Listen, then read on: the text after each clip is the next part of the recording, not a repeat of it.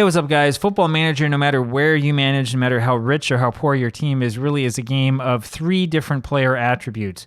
We're talking about determination, professionalism, and ambition. DPA, not the DNA, but the DPA of the game. Of those 3, 2 are hidden. Professionalism and ambition are talents or attributes that you cannot see as you play the game unless you cheat. Determination is one that you can see, but if you're crazy like me, you have all of the numerical attributes turned off, so I can't see that either. I have no idea how good or how bad it is. I have sort of a general relative idea, but I don't pay much attention to that. I just listen to what my coaches tell me and push a lot of buttons. Now, the reason why determination, professionalism, and ambition are so important is because they correlate very, very strongly with a player's ability to grow.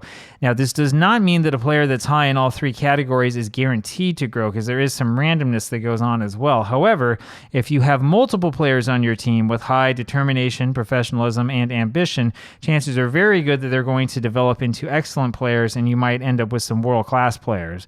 There are other people who've talked about this in much more length than I have, especially Evidence-Based Football Manager, which I really, really recommend you go visit if you haven't, also here on YouTube. But this is basically the philosophy that I use when I try to piece together a team, regardless of where I am in the world. We want to look at whatever it is that we can do to get players with good professionalism, ambition, and of course determination. And we can't really see determination. We know that, because I have it sort of turned off, we know that we cannot see professionalism and ambition unless we cheat, but we can look at player personalities and kind of come up with an idea of how it is. You can also look at media handling styles and stuff like that. We'll have more videos where we talk about some of those specifics in the future. However, I want to give you an example here of where we see that a player is clearly not professional. And I mean, we'll see if this turns out right or not, because I haven't actually gone through this step in the game yet. Maybe I'll end up being embarrassed here. So there are things that players can do aside from having certain personalities that will give you a clue as to the fact that this player probably doesn't have a very high professionalism rating. Since we're playing in Taiwan, chances are that most of our players are not going to have a high professionalism rating, right? Because if they did, they would end up playing in a different country, right? That's one of those other things you learn about Football Manager pretty quickly. If you have a really good team or a player who's tearing the league apart, he's not going to be your player for long. So we'll go ahead and take a look here. Apologies for that. Take a look here and see what we have here. We're looking at the training week in review.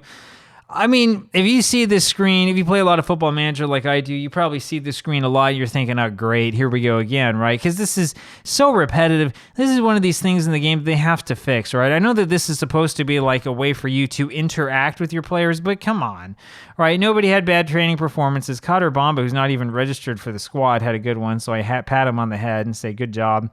Oh, and look at this. Our guy is not there. Chang Chunjie also did a good job, and so we say good job for you.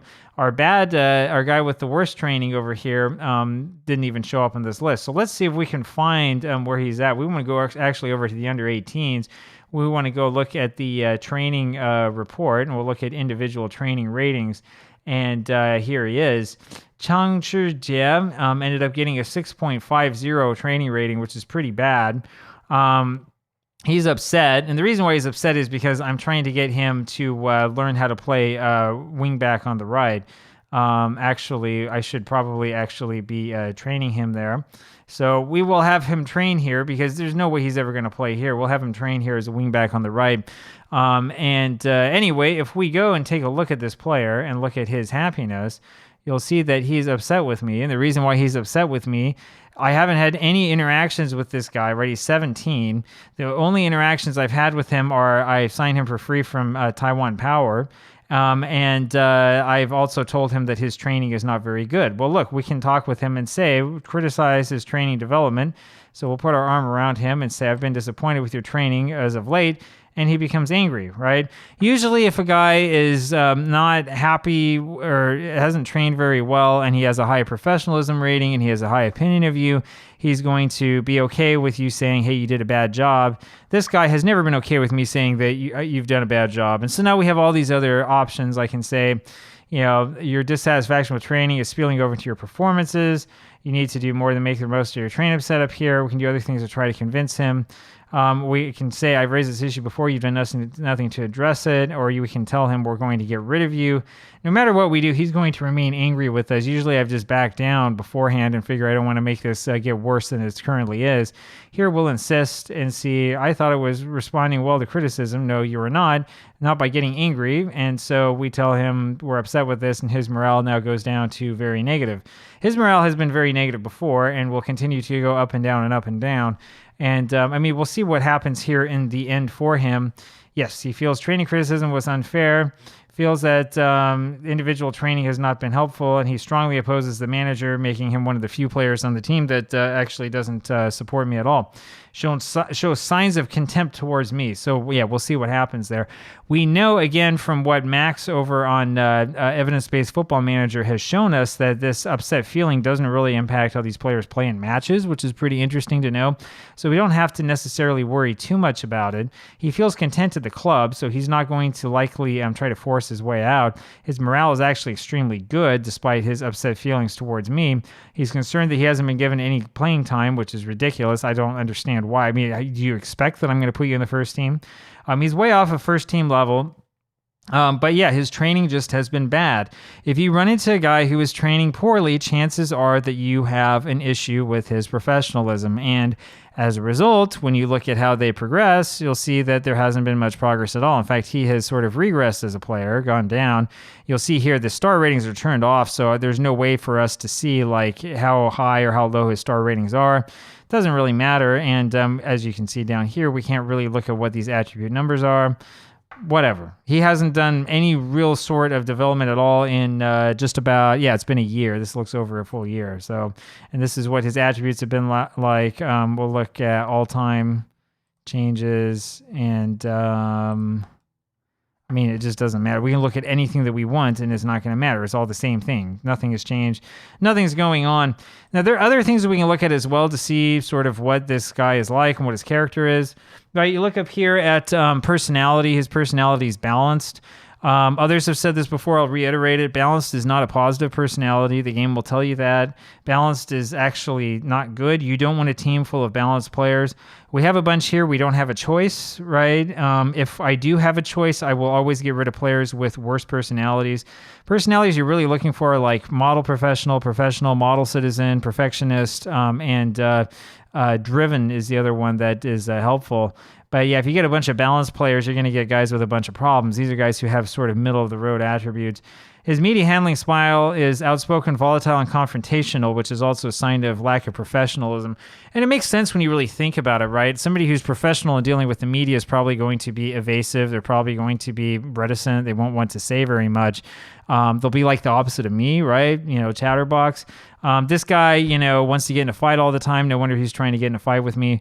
So, that's sort of the way that it is, and that's just his personality, right? Chances are that he's probably never going to play on our first team, but we'll see what we do. We're not just going to get rid of this guy. We'll give him a chance. If we go look at his form, and I may have shown you this before, actually, but I don't know. I keep forgetting what it is I've done. His form's actually been okay. We've been playing him on the under-18s as a attacking midfielder for some reason. I'm not sure why.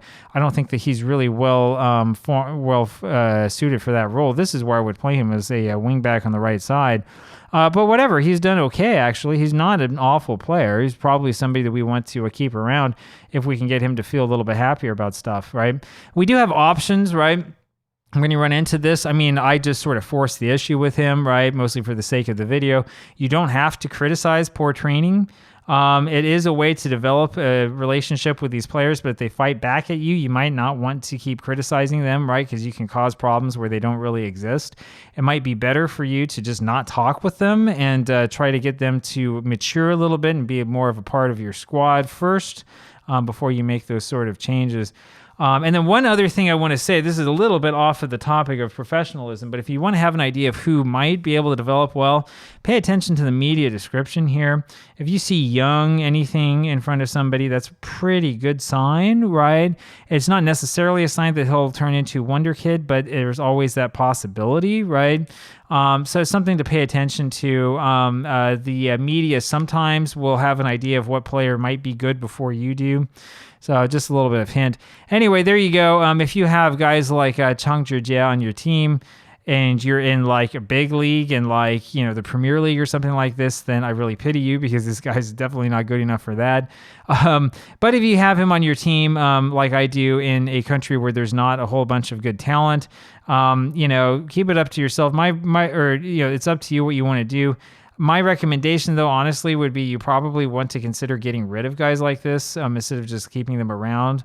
But you know, they might develop into something. I don't know. The ideal world would be like they develop into something and you're able to sell them off, even though you know that they're not really that good. It's probably not going to be the case here. I don't think we're going to get much money for them, but who knows? Maybe I'll be wrong. You know, we'll see what happens.